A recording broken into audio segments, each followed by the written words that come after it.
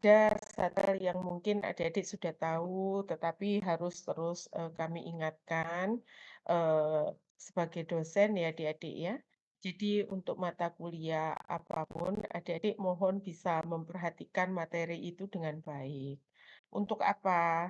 Begini adik-adik, kalau zaman dulu, S1, kemudian PPDH, kemudian hari ini dilantik, besok masih ujian kompetensi, begitu. Tapi hari ini sudah berbeda, karena sepintar apapun adik-adik di S1, sepintar apapun adik-adik nanti di PPDH, kalau adik-adik tidak bisa melewati ujian kompetensi nasional, adik-adik tidak akan pernah dilantik ya adik-adik ya. Mohon itu dipahami betul. Jadi, se se sebagus apapun nanti IPK-nya adik-adik di S1 dan PPDH, sekali lagi kalau adik-adik tidak bisa melewati, eee, apa itu, tidak bisa melewati, UKOM PPDH, adik-adik, tidak akan pernah dilantik. Gitu ya adik-adik ya, jadi mindset-nya harus dirubah, nggak bisa lagi kita sekarang duduk mendengarkan kuliah sambil nyambi ini itu, semuanya harus fokus. Dan untuk adik-adik yang sekarang semester 7 nanti pasti ujian atau UKOM PPDH-nya itu tidak lagi CBT seperti saat ini yang passing grade-nya hanya 60 skornya. Tapi untuk adik-adik saya yakin sudah ada CBT, ada 5 station untuk OSCE, dan passing grade-nya pasti dinaikkan gitu ya. Jadi, mohon adik-adik hari ini saya punya, berapa ya, insyaallah sekitar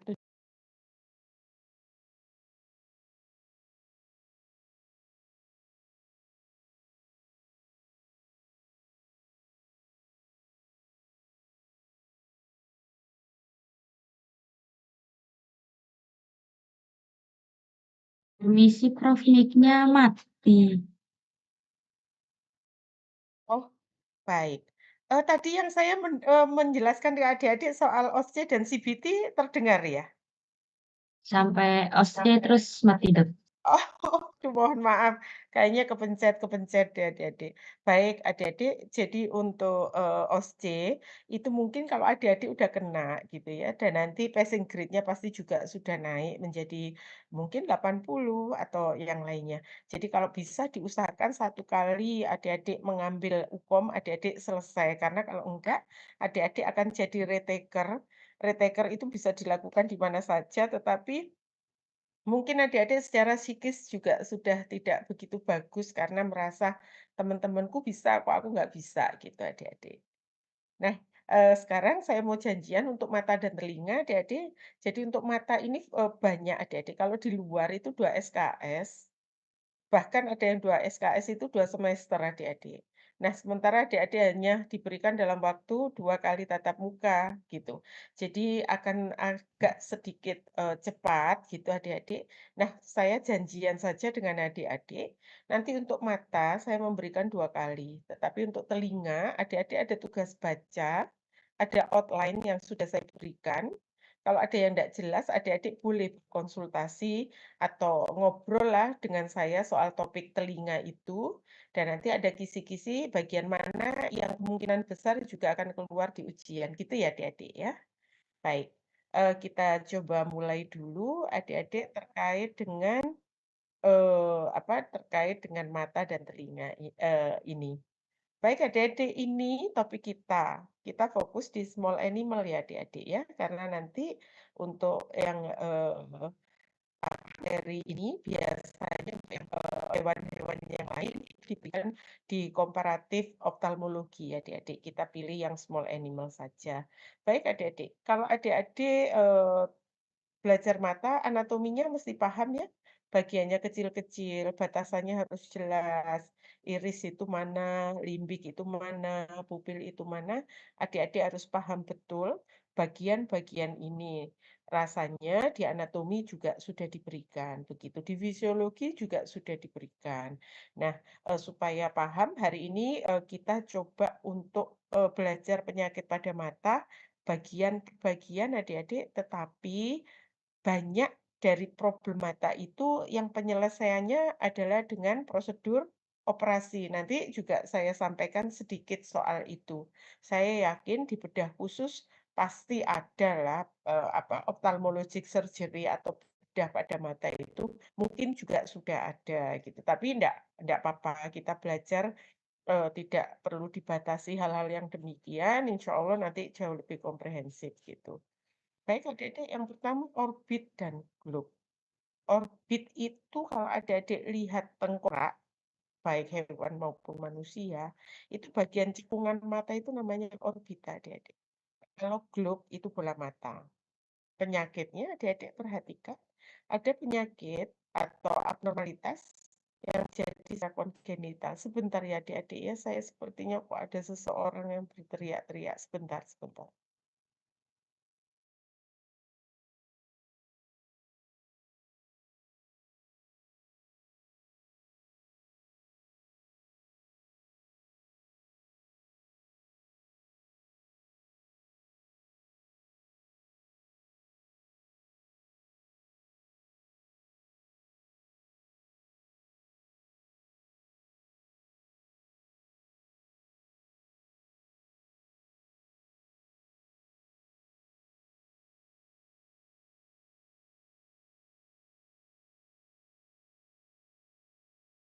Baik adik-adik kita lanjut ya. Soal ini yang kongenital adik-adik. Ada istilah anoptalmia. Berarti matanya memang nggak ada deh, seperti gambar yang ada di atas, atau mikroptalmia, matanya lebih kecil daripada ukuran yang seharusnya. Untungnya mata itu ada 2 adik-adik. Jadi kalau adik-adik mau bilang, "Oh, matanya ndak ada," komparasinya mata sebelahnya. Atau, "Oh, matanya kecil," adik-adik harus betul-betul pegang, sehingga adik-adik bisa merasakan bahwa ukurannya atau size-nya itu berbeda adik-adik, gitu ya. Nah, untuk yang ini adalah kondisi yang paling menyenangkan untuk hewan praktisi adik-adik. Begitu adik-adik cek, kemudian didiagnosa, "Oh, dia anoptalmia, oh, dia mikroptalmia." Apa yang harus dikerjakan? Tidak ada deh, hanya mendiagnosa saja. Tidak ada treatment untuk itu, gitu ya. Selanjutnya, strabismus. Strabismus itu juling adik-adik. Kalau yang dari Jawa mungkin pernah mendengar kata-kata kero gitu ya adik-adik ya. Nah, juling itu yang dilihat adalah posisi pupil adik-adik. Hati-hati, juling ini ada yang dia itu sebenarnya normal pada breed tertentu. Contoh, pada kucing tuh biasanya yang warnanya putih, kucing Siam itu, kalau dia juling itu fisiologis adik-adik, maksudnya normal, bukan patologis. Tapi kalau adik-adik ketemu kucing selain itu, ya dia abnormal gitu. Nah sekarang karena pasien kita ada anjing, ada kucing, strabismusnya beda adik. Adik-adik perhatikan kalau strabismus seperti gambar ini, adik-adik, namanya Rin. Tapi kalau anjing, adik-adik lihat ada yang di bawah ini, itu bikin adik-adik jadi luar gitu. Bahkan saja dokter hewan harus menghafalkan hal-hal ini adik-adik. Ada yang berlaku umum, ada yang khusus untuk anjing saja, ada yang khusus untuk kucing saja.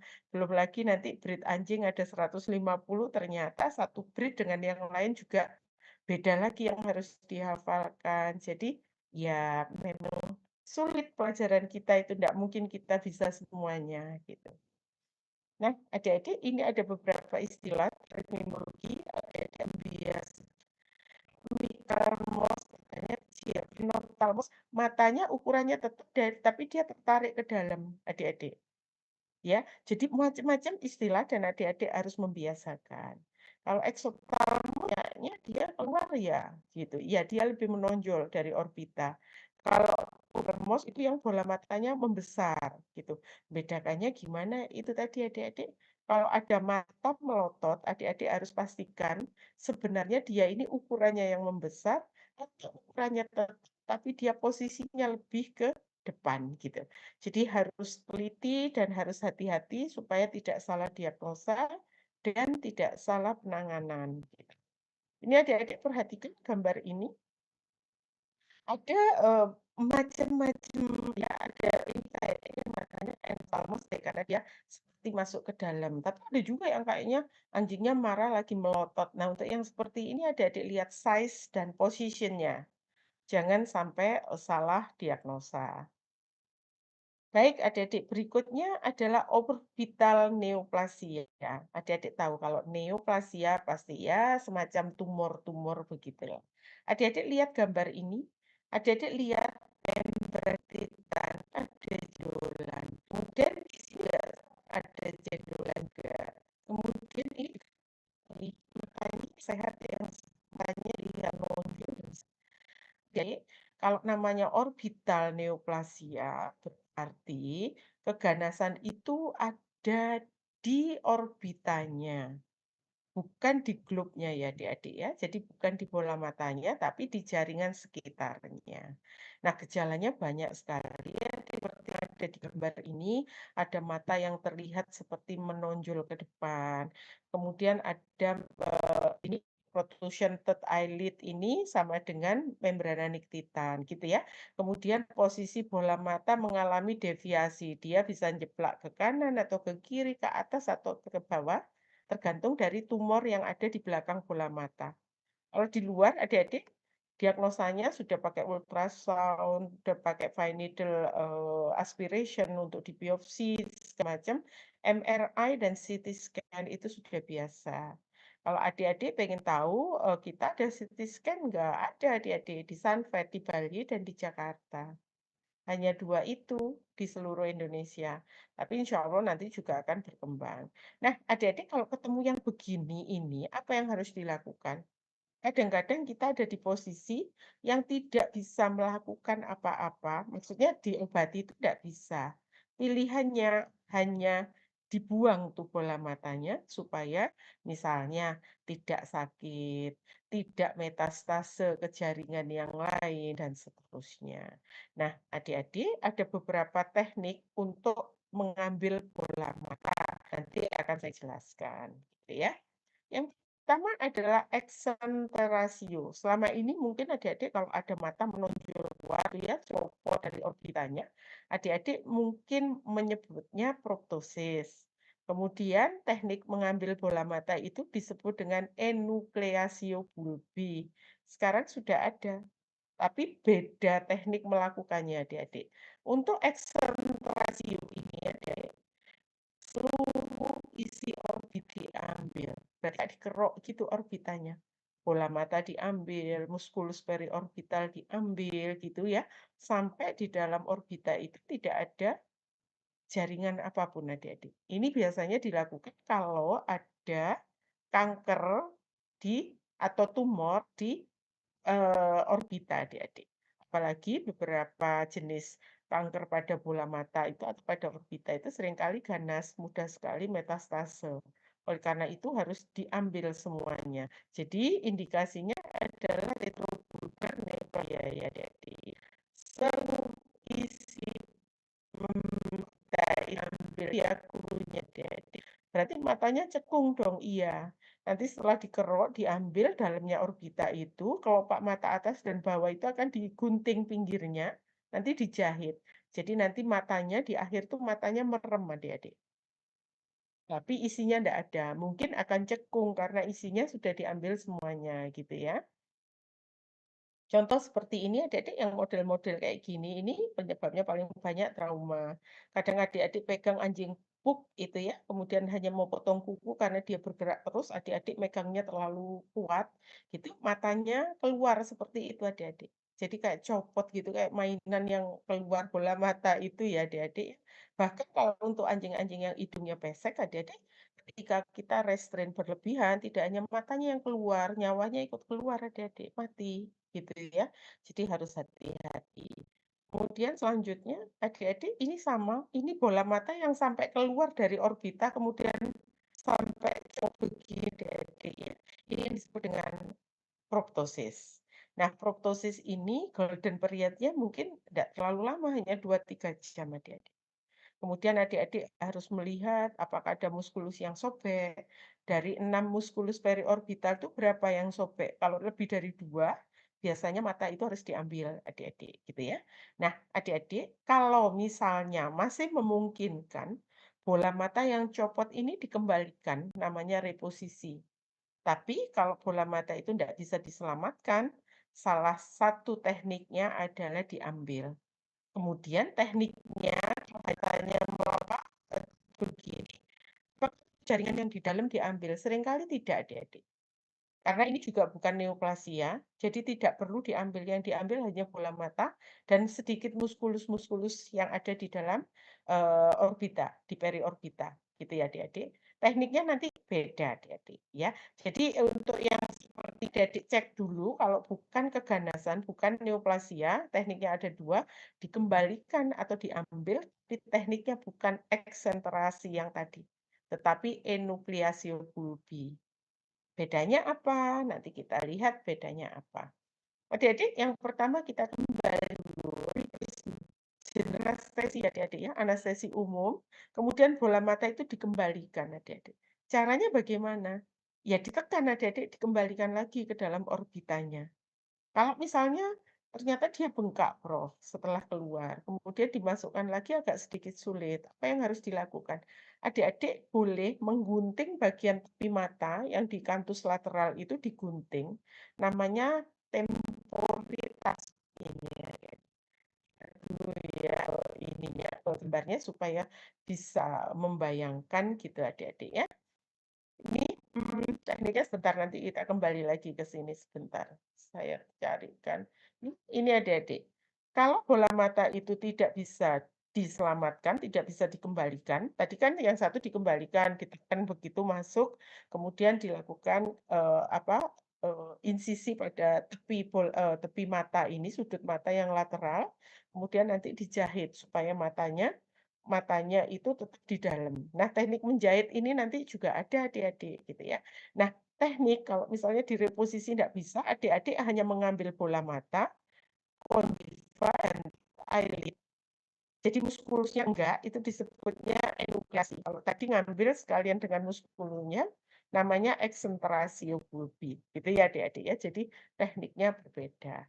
Sekali lagi ke yang, pertama adik-adik. Ini kalau misalnya propos begini adik-adik setelah replacement di reposisi gitu ya, adik-adik harus, apa ya, melakukan penata laksanaan dengan baik gitu. Karena kita ini seringkali kalau habis reposisi gitu merasa pede, mungkin, adik-adik karena kepedean itu seringkali para dokter tuh bilang, "Udah saya kembalikan, nanti dia pasti kita tunggu, nanti dia pasti akan kembali seperti semula." Adik-adik, untuk proptosis yang direposisi, jangan pernah menjanjikan bahwa bola mata itu akan ada di posisi seperti semula, karena komplikasinya banyak adik-adik. Komplikasinya apa? Coba kita lihat adik-adik, ini gambarnya.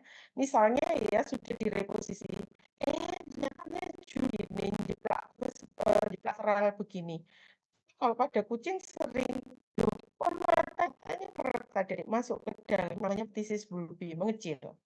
Atau kalau tekniknya nggak benar, Karadi itu ketika habis dikembalikan, kelopak mata atas dan bawah itu harus ditutup.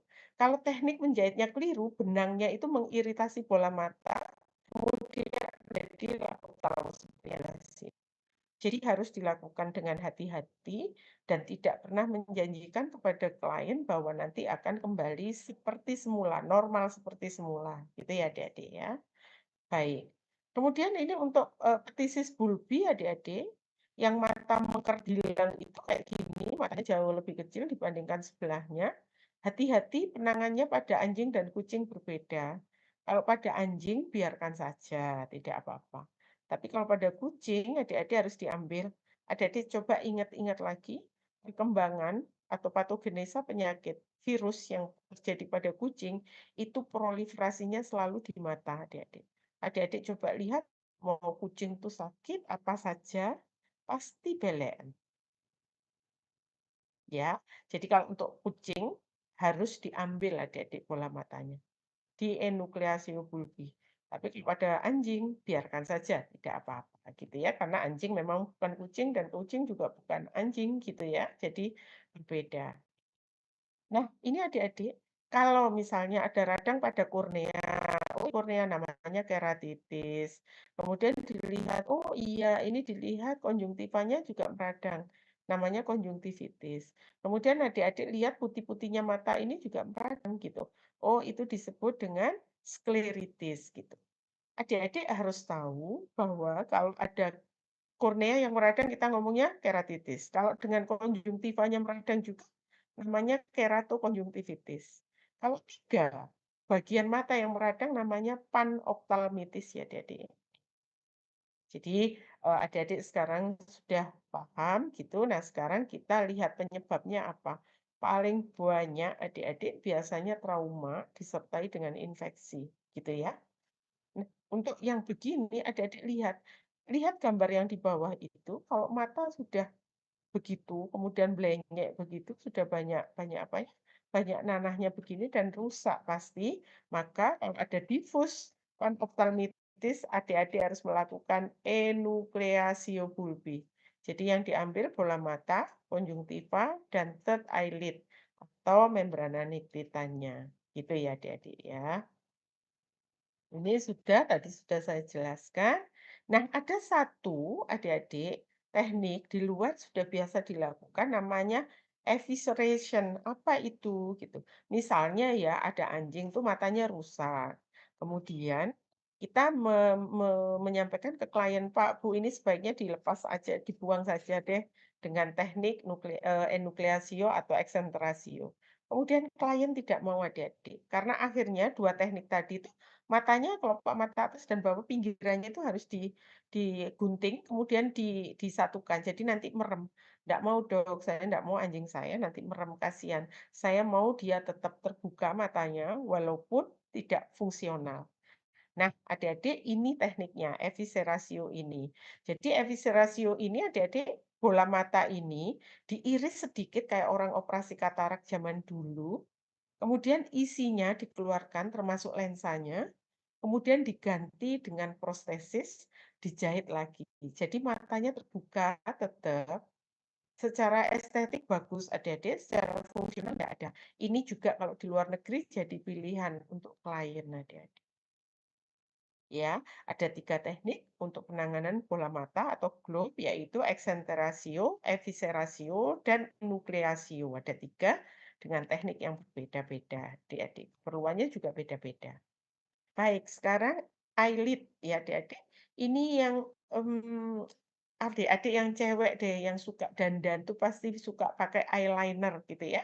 Jadi garis mata yang ada bulu matanya. Itu juga problem besar adik-adik pada beberapa breed anjing gitu ya. Adik-adik lihat ini. Ini eyelid-nya ada tuh di pinggir ada, ini ada kan, ada. Begitu di sini dia ndak ada. Adik-adik kalau ini terjadi sejak lahir namanya eyelid agenesis, jadi dia tidak terbentuk sejak lahir. Tapi kalau misalnya dia itu ada, kemudian dia karena berantem dengan anjing yang lebih besar, ternyata bagian kelopak mata atasnya cuil gitu adik-adik, namanya eyelid laceration adik-adik. Jadi beda ya. Nanti pada saat anamnesa adik-adik harus menanyakan gitu. Nah, untuk yang begini-begini adik-adik kebanyakan teknik penanganannya adalah dengan teknik operasi. Adik-adik bayangkan kalau ada yang cuil seperti di gambar ini, maka adik-adik akan melihat bahwa walaupun dia berkedip, tapi bagian itu jendelanya terbuka gitu. Jadi nanti pasti dia akan ada iritasi pada, bola mata, gitu. Nah, ini beberapa teknik adik-adik eyelid reconstruction. Jadi dilebarkan, diinikan, dan teknik ini biasanya tidak terjadi satu kali. Biasanya ada yang 2 kali, ada yang 3 kali, gitu. Sekali lagi, untuk teknik operasi jangan pernah menanggung atau menjamin bahwa hasilnya akan seperti yang ada di buku adik-adik. Biasanya tidak, gitu. Kalau sesuai alhamdulillah, tapi kalau enggak kita, tidak disalahkan oleh klien, gitu ya. Baik, selanjutnya dermoid. Dermoid, dermoid berarti kulit, gitu. Jadi dermoid itu adalah adik-adik kulit yang tumbuh di bagian mata yang tidak seharusnya. Misalnya, dia ada di kornea, namanya corneal dermoid adik-adik. Kalau dia ada di konjungtiva, namanya konjungtival dermoid. Yang jelas ada jaringan kulit yang tumbuh di bagian mata. Kalau kulit berarti ada bulunya gitu adik-adik, seperti yang dilihat pada gambar ini. Kalau adik-adik lihat di gambar ini dermoidnya ada, harus diapakan? Di-section adik-adik. Kayak adik-adik kalau Idul Kurban menguliti domba, kambing itu adik-adik, nah itu bagian kulitnya itu kayak disisrii gitu adik-adik, dibuang dari permukaan bagian mata gitu ya. Kalau di kornea ya dibuang itunya, kemudian pasti ada luka dong Prof di korneanya. Boleh menggunakan anti radang atau antiinflamasi, antibiotik, boleh adik-adik yang jelas harus dibuang. Karena kalau tidak akan iritan gitu ya. Lanjut. Ini salah pencet. Nah, ini adik-adik, sekarang di eyelid itu ada eyelash, bulu mata adik-adik. Perhatikan bulu matanya adik-adik. Semua bulu mata itu tumbuhnya seperti ini, seperti gambar. Jadi dia keluar gitu. Tetapi pada breed tertentu dalam perkembangannya, nanti adik-adik akan menemukan dengan ini memeriksanya dengan kaca pembesar ya adik-adik, yang di gambar B. Adik-adik lihat bahwa rambut itu tidak keluar dari folikel rambut, tapi keluar dari meibomian gland. Arahnya ke arah mata. Kalau kita berkedip punya bulu mata kayak gitu, mengganggu mata enggak? Iya pasti. Ini disebut dengan distichiasis ya adik-adik ya, distichiasis. Kemudian ada yang lain lagi, Prof. Ada. Adik-adik perhatikan. Yang gambar C itu ada rambut yang dia gulung di dalam meibomian gland. Ini yang disebut dengan ectopic cilia. Diapakan? Sama lah, adik-adik dengan bulu ketek ya, kalau kayak gini, ya harus dibuka dulu, nanti rambutnya nongol baru dicabut. Kalau enggak, ya nanti akan mengiritasi bola mata, gitu. Kemudian adik-adik lihat gambar D, adik-adik. Gambar D itu bulu matanya keluar dari folikel rambut dan jumlahnya lebih dari satu. Kita menyebutnya trichiasis, adik-adik. Trichiasis. Apakah sudah selesai? Sepertinya belum, adik-adik. Nanti akan ada gambar yang sama gitu ya adik-adik. Jadi rambut itu keluar dari folikel rambut, ini sama folikel rambut, tapi satu folikel rambut itu keluar 2 rambut gitu, bukan satu gitu. Jadi kalau adik-adik lihat dengan kaca pembesar, oh ini satu folikel, satu rambut, tapi lebih dari satu, namanya trichiasis. Tapi kalau adik-adik melihat ada folikel rambut yang dari satu folikel keluar 2 rambut, namanya tridistrichiasis. Jadi diperhatikan betul nama-nama itu supaya adik-adik bisa diagnosa, kemudian bisa menangani dengan baik. Baik, adik-adik, treatmentnya apa kalau ketemu yang begini? Bulunya dicabut adik-adik, tapi adik-adik tahu bahwa kalau bulu dicabut, itu dia nanti akan tumbuh lagi. Dan ketika tumbuh, direction-nya sama seperti sebelumnya. Oleh karena itu, nggak ada dibilang no treatment di beberapa buku. Ya memang betul, hanya dicabut tumbuh lagi dengan arah yang sama. Nah, oleh karena itu ada alat yang namanya electroepilation dan krioterapi.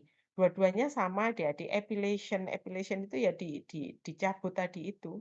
Kalau adik-adik nggak punya alat ini ya nggak apa-apa, adik-adik pakai aja cabutan alis itu, kemudian dicabut secara berkala gitu ya.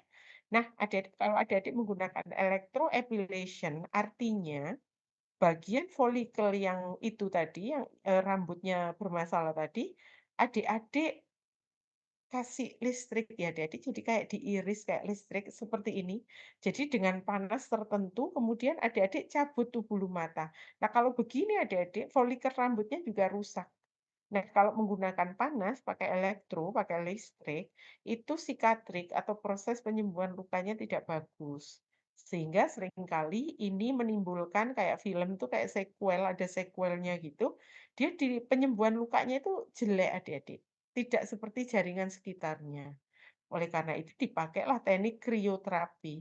Kalau krioterapi itu hampir sama, cuman bagian rambut yang arah tumbuhnya tidak normal ini, dia dikrio adik-adik, dibuat, di apa, dibekukan adik-adik, didinginkan.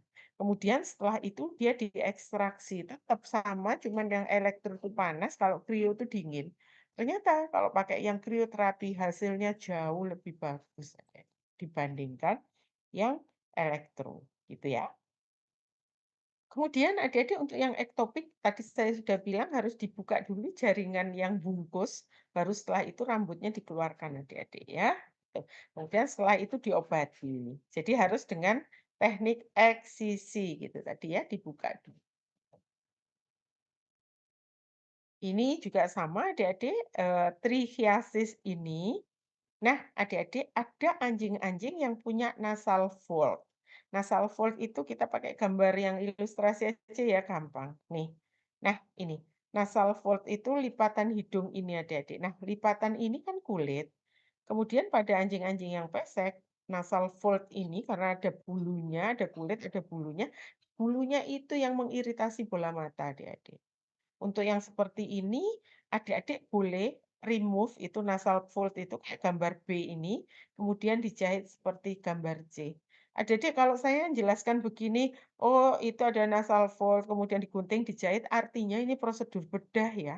Jadi harus dianestesi, jangan anjingnya dipegang terus kemudian digunting gitu ya adik-adik ya. Ini pembedahan gitu. Jadi kira-kira tekniknya demikian. Nah, berikutnya adik-adik adalah optalmia neonatorum. Ini sering terjadi pada anjing. Anjing tuh biasanya kalau lahir tuh matanya merem. Telinganya juga masih tertutup lubangnya. Nanti seminggu, 2 minggu mata itu akan terbuka, kemudian telinga itu juga lubang telinganya atau ear kanalnya kelihatan. Nah, adik-adik kadang-kadang ketemu anjing, anak anjing gitu, habis lahiran begini, matanya tuh sampai beberapa hari tidak terbuka. Kemudian ketika adik-adik pencet itu keluar nanah seperti ini, gambar ini. Ini yang disebut dengan optalmia neonatorum ya adik-adik. Nah, ini biasanya disebabkan karena infeksi bakterial.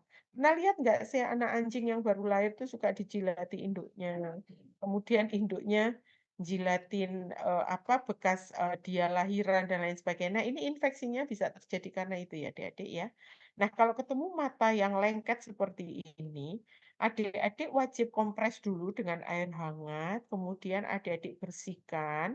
Kalau ada pusnya, ada nanahnya, ditekan keluar sampai bersih adik-adik, tugasnya adik-adik adalah membuka paksa kelopak mata atas dan bawah yang lengket ini. Boleh pakai blade enggak, Prof? Enggak boleh. Boleh pakai gunting enggak, Prof? Enggak boleh. Jadi adik-adik tinggal dikuakkan saja setelah dilembabkan tadi ya.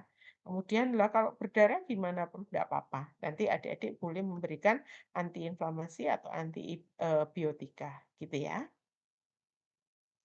Selanjutnya ini untuk, yang dapatan ya adik-adik. Nah ini adik-adik lihat ada radang pada kelopak mata.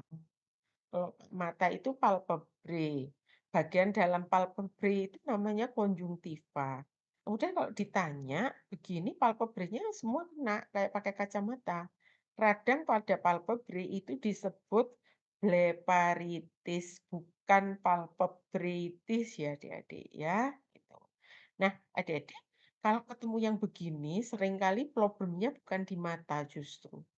Tapi problem utamanya terkait dengan problem-problem kulit, adik-adik penyakit kulit, kayak demode gitu, bisa kayak gini, gitu ya. Nah, adik-adik, saya mau tanya ke adik-adik, kalau begini, ini ternyata bukan lokal di mata, tapi karena problem pada kulit. Jadi kalau ditanya treatmentnya, rutenya seperti apa? Ah ya, adik-adik jangan pakai topikal ya, kalau yang begini harus sistemik adik-adik. Walaupun gejalanya kalau adik-adik lihat hanya di sekitar mata saja, tapi related dengan problem kulit yang lainnya biasanya. Jadi terapinya harus sistemik, bukan topikal gitu ya adik-adik ya. Baik, ini soal focal lesion adik-adik. Jadi lesi yang vokal lah, di situ saja, tidak kemana-mana. Adik-adik perhatikan kalau ada jendolan seperti yang di atas itu disebut kalasion adik-adik. Itu disebabkan karena kelenjar meibomian yang tadi itu yang keluar keluar rambut dari yang bukan folikel rambut yang ada di kelopak mata itu namanya kan meibomian gland. Biasanya begitu adik-adik, ya. Atau adik-adik ketemu kalau yang ini karena dia granuloma jadi jendolan ya adik-adik ya, tumor kecil lah gitu. Tapi ada juga yang adik-adik biasanya di kelopak matanya adik-adik bintitan itu, yang adik-adik suka bilang, "Oh itu habis ngasih seseorang diminta lagi," atau suka ngintip tuh makanya bintitan itu.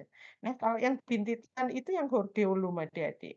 Karena adik-adik mungkin kurang bersih, tidak rajin mencuci wajah kalau mau tidur, sehingga ada hordeolum atau bintitan itu. Jadi beda ya, kalau yang di atas adik-adik itu granuloma, jaringan. Kalau yang di bawah abses karena bakterial. Jadi treatmentnya beda dong, iya. Yang di atas yang kalasion itu dengan teknik operasi adik-adik, kalau yang bawah, iya terapinya pakai antibiotika pasti gitu ya. Jadi dengan kena lesi itu adik-adik juga bisa mendiagnosa kemudian melakukan treatment. Ini adik-adik yang saya bilang kalau eyelid itu ada di sini, tapi dia ndak ada. Kalau dari lahir namanya eyelid agenesis ya. Tapi kalau dia berantem kemudian matanya cuil begitu, namanya eyelid laceration ini adik-adik. Kemudian diapakan? Operasi deh adik-adik kalau kayak gini, gitu ya. Jadi tadi saya bilang kalau untuk mata itu lebih banyak corrective surgery gitu ya.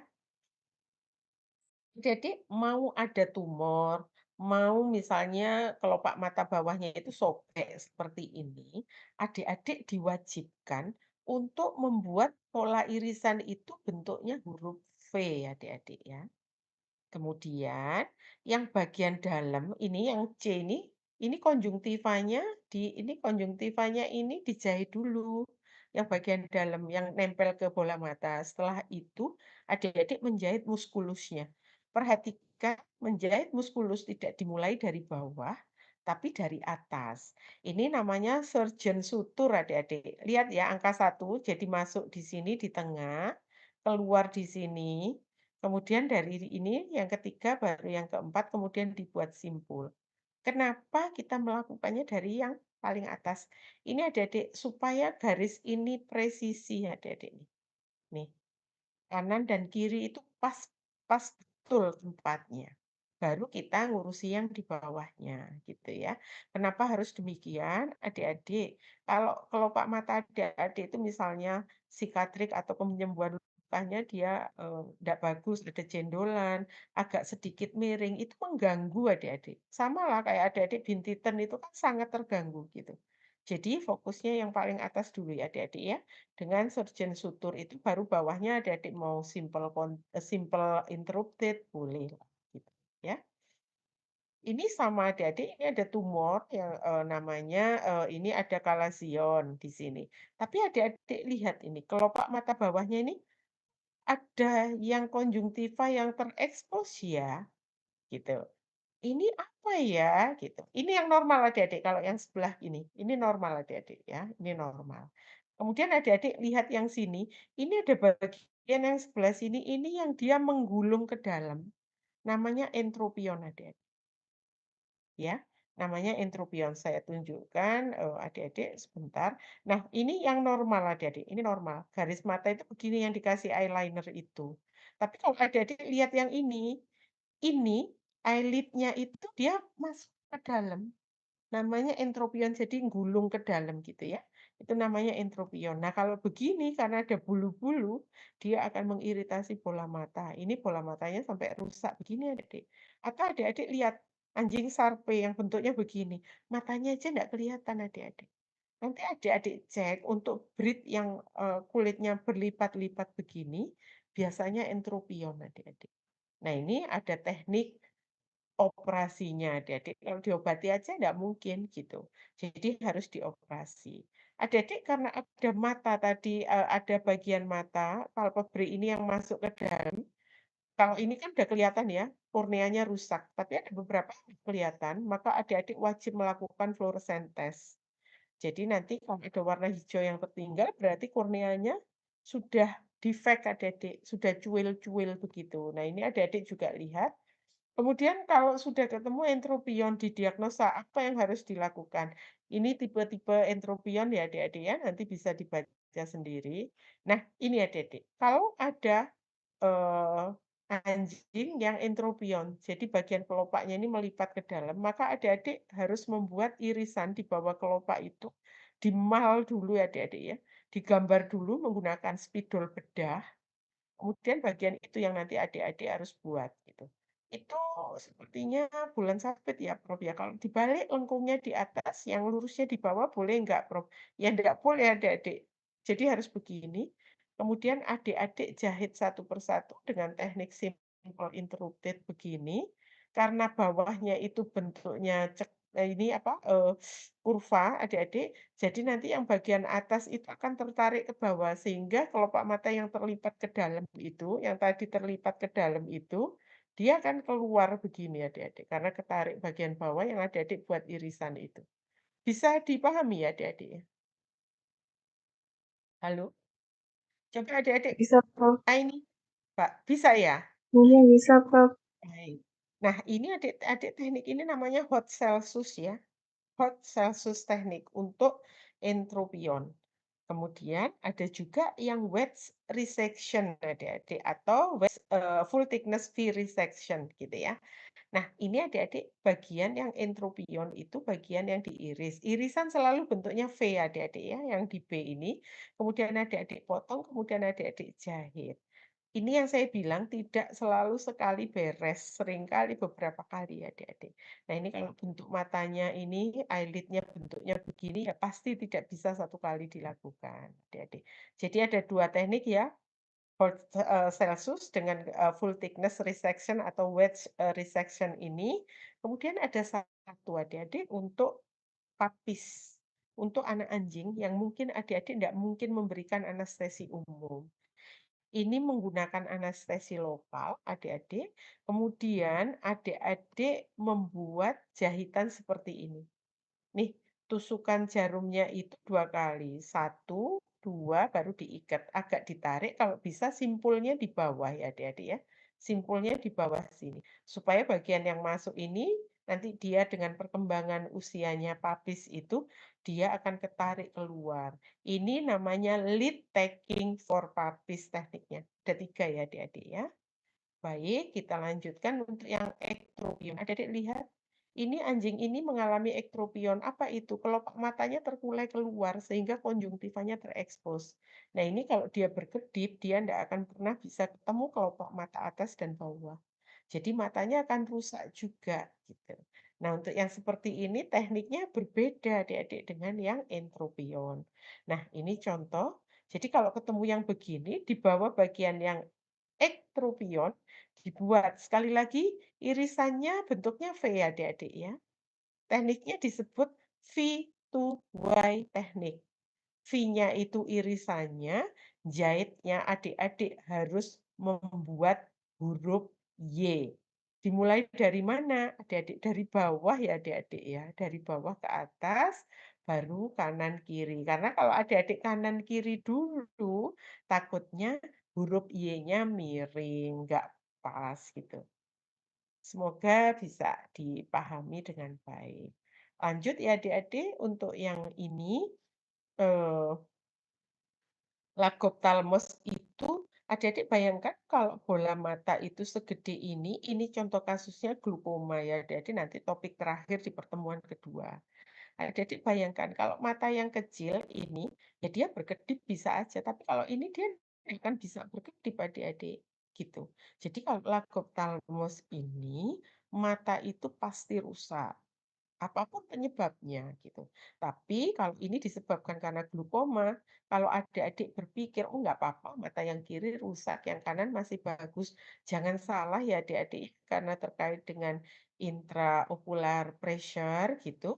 Kalau anjing kena glaukoma, kucing kena glaukoma, seperti ini pilihannya hanya satu, pilihannya mau pakai obat seumur hidup atau dia mau dibuang, di enucleasio bulbi seperti yang tadi saya jelaskan.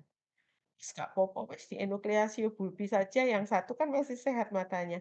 Mata sehat yang satu itu adik-adik ngantri ya untuk, apa, untuk menderita glaukoma juga. Jadi prognosanya adik-adik harus betul-betul sampaikan ke klien bahwa tidak terlalu bagus, gitu.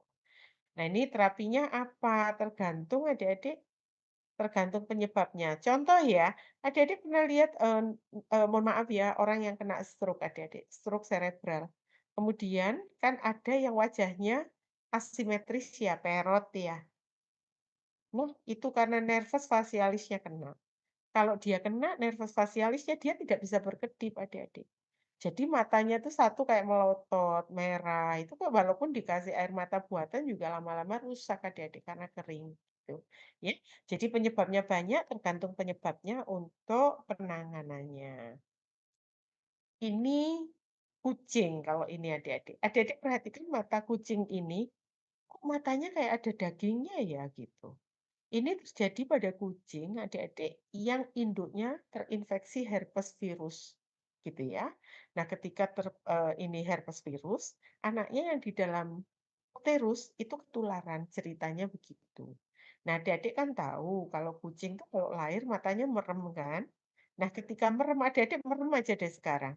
Konjungtivanya itu kontak dengan kornea.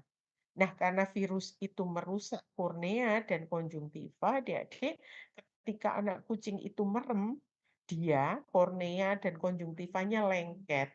Nah, inilah perlengketan itu. Nah, perlengketan ini disebut dengan simbleparon gitu ya. Kemudian diapakan gitu. Kalau ketemu kasus begini diapakan? Karena adik-adik sudah tahu bahwa ini adalah konjungtiva yang nempel di kornea. Penanganannya persis seperti dermoid tadi, harus dieksisi adik-adik. Jadi dipisahkan dulu, baru setelah itu bagian konjungtiva yang tidak rapi boleh dipotong. Gitu ya adik-adik ya.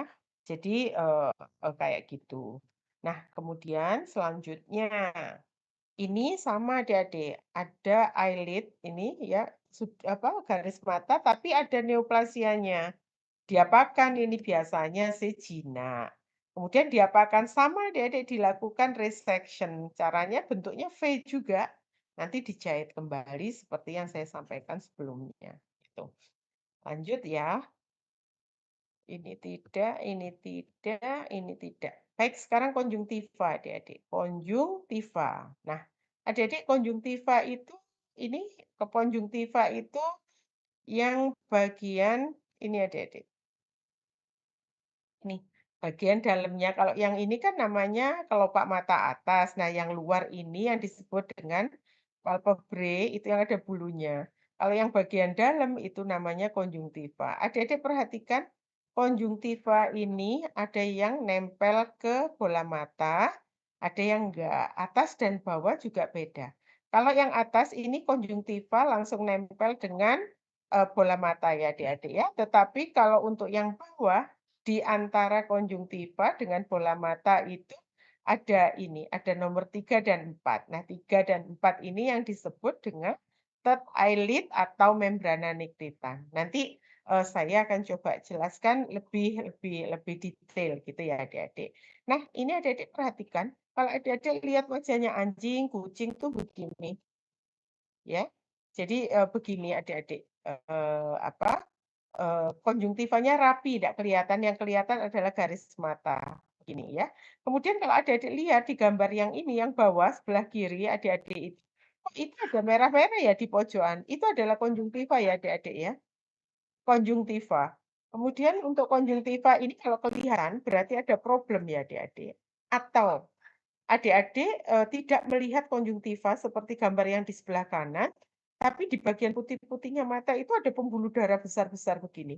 Ini adalah pembuluh darah yang adik-adik adalah pembuluh darah yang, pembuluh darah merupakan kepanjangan dari konjungtiva adik-adik, gitu ya.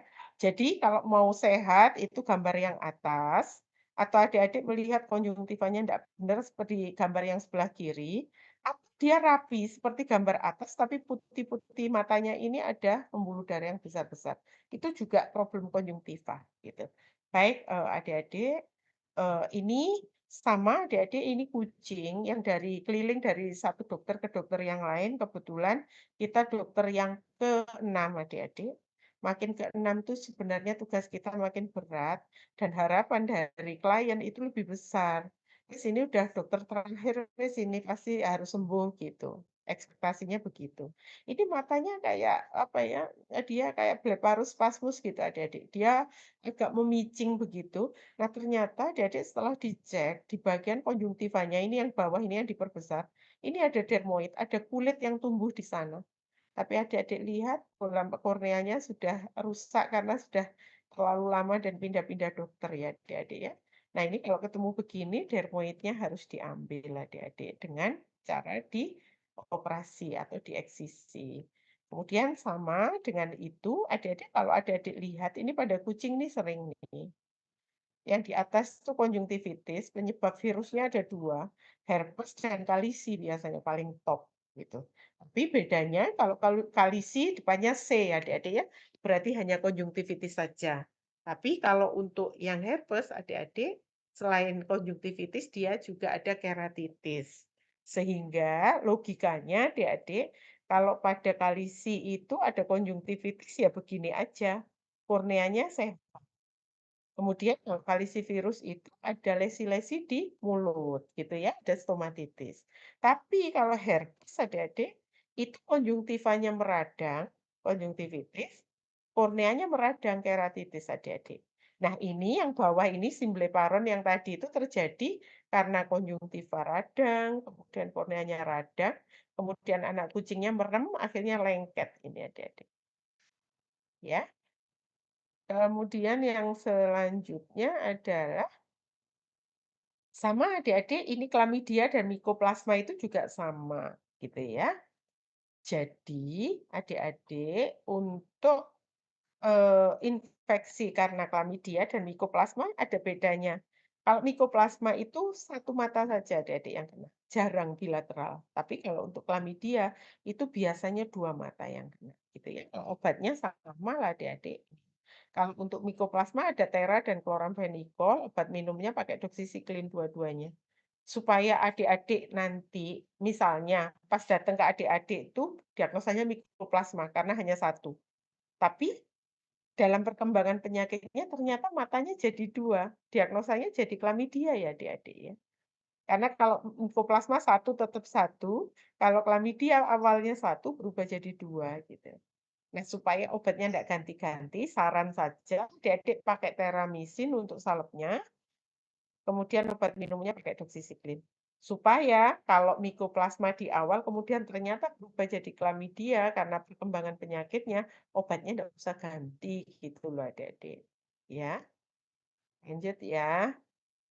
Ini untuk kalisivirus adik-adik yang kayak herpes tadi, dia konjungtivanya tidak hanya meradang, tidak hanya konjungtivitis. Ini kan adik-adik lihat dia itu kan apa namanya, dia itu kan kayak bengkak gitu ya. Nah, itu dalamnya isinya air adik-adik. Jadi adik-adik menyebutnya tidak boleh lagi konjungtivitis, tetapi disebut dengan kemosis adik-adik. CHEMOSIS gitu ya.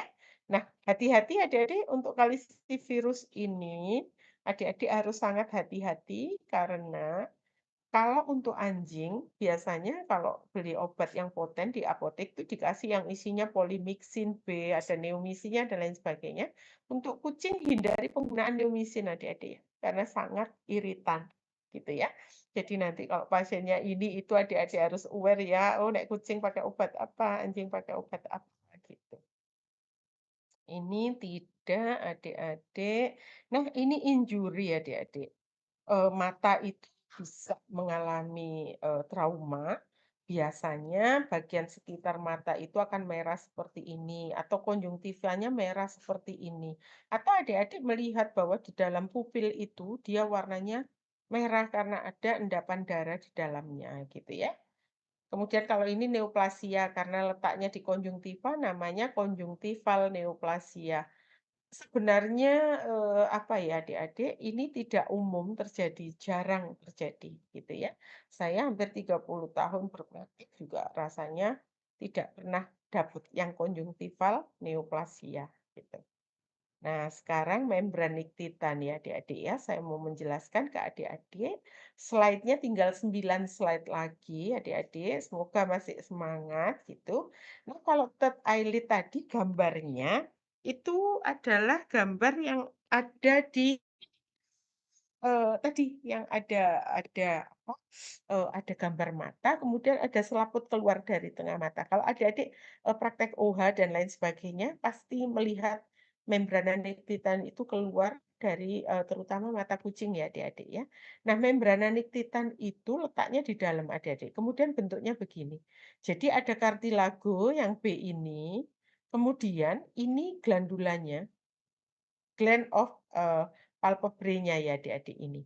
Nah, yang adik-adik lihat dengan cherry eyes yang biasanya di, kantus medial mata itu keluar kayak bulatan berwarna merah, tonjolan itu, karena yang bagian A ini keluar dari lubang yang ada di B, gitu adik-adik. Nah, sekarang kita coba lihat obatnya ya, sebelum fungsinya insya Allah sudah. Nah, adik-adik untuk membran niktitan ini memeriksanya begini ya. Tapi kalau anjingnya galak seperti yang coklat ini ya jangan lupa dipasang berangus dulu ya, kalau enggak adik-adik bisa digigit nih nanti ya. Nih, dilihat begini adik-adik. Nah, yang putih yang di luar ini adalah cartilage, kartilago ya adik-adik. Bentuknya begini, kayak daging cumi-cumi gitu sebelum dimasak adik-adik. Bentuknya begitu, letaknya di kantus medial. Nah, adik-adik, untuk yang ini biasanya ada kelainan. Ada anjing atau kucing yang matanya tuh begini. Jadi kayak ada selaputnya separuh, kemudian bola matanya yang kelihatan hanya yang ini aja, gitu ya. Nah, ini disebut dengan encircling third eyelid, adik-adik. Biasanya anjingnya Cocker Spaniel, kemudian Beagle, gitu ya. Untuk yang seperti ini harus dibuang, adik-adik. Ini yang prolaps ini ya, yang encircling ini harus dibuang. Kemudian kadang-kadang juga ada dermoid di membrana niktitan. Sekali lagi, kalau iya harus dilakukan diseksi adik-adik ya, jadi dibuang gitu. Nah, adik-adik, ini adalah contoh kartilago yang ada di membran niktitan tadi yang dia gulung. Adik-adik lihat ini, dia ini gulungnya ke dalam, namanya inversi. Kayak gulung karpet itulah adik-adik, kalau gulungnya ke dalam ke arah bola mata namanya inversi. Tapi kalau gulungnya keluar itu namanya eversi. Nah, adik-adik kalau ketemu yang begini biasanya kartilagunya ini dipotong bersih dibuang karena dia mengganggu penglihatan. Kemudian tidak bisa berkedip dengan sempurna, kadang-kadang disertai dengan rasa sakit, gitu ya. Nah, ini tekniknya adik-adik, ini teknik gampang-gampangannya begini. Jadi bagian yang encircling tadi, eversi atau inversi tadi, adik-adik yang B itu difiksasi kemudian diiris begitu adik-adik. Kemudian setelah diiris, bagian-bagian itu dirapikan, kemudian nanti dipotong, setelah itu dijahit kembali adik-adik. Nah, ini bagian ini yang di dalam itu dirapikan, dimasukkan lagi, kemudian diangkat ke atas, dijahit lagi, dengan harapan nanti membran niktitan itu bentuknya akan seperti yang di huruf H ini adik-adik. Nah, pasti kalau dengan begini ada manipulasi, pasti fase wound healing-nya harus diperhatikan. Pasti tidak tiba-tiba simsalabim langsung bersih begitu bagus, tapi dia nanti akan ada proses inflamasi, proliferasi, kemudian ada remodeling gitu. Adik-adik, insya Allah itu hari ini yang bisa saya berikan ke adik-adik. Nanti kita sambung lagi untuk minggu depan. Kalau ada yang mau ditanyakan, boleh. Insya Allah minggu depan sesuai jadwal. Tapi lihat situasi ya adik-adik ya, karena ada pelantikan dokter hewan. Baik, adik-adik kalau ada yang mau ditanyakan, boleh. Kalau tidak juga tidak apa-apa. Belum ada sepertinya, Prof. Semoga belum ada pertanyaan itu karena paham ya, Ci ya. Baik. Baik adik-adik kalau tidak ada materi kalau diperlukan, bisa di Cyber sepertinya juga, bisa di Dokter Amung dan Dokter Intan sepertinya juga sudah diberikan gitu. Baik adik-adik, terima kasih sudah hadir memperhatikan, semoga apa yang saya berikan bermanfaat untuk adik-adik. Sekali lagi, metode belajarnya diperhatikan ya, karena nanti gongnya itu ada di UKOM PPDH. Gitu adik-adik, kira-kira kurang lebihnya mohon maaf ya. Selamat sore, Assalamualaikum warahmatullahi wabarakatuh. Wow. Assalamualaikum warahmatullahi Waalaikumsalam. wabarakatuh. Sama-sama Prof. adik-adik. Iya, sama-sama.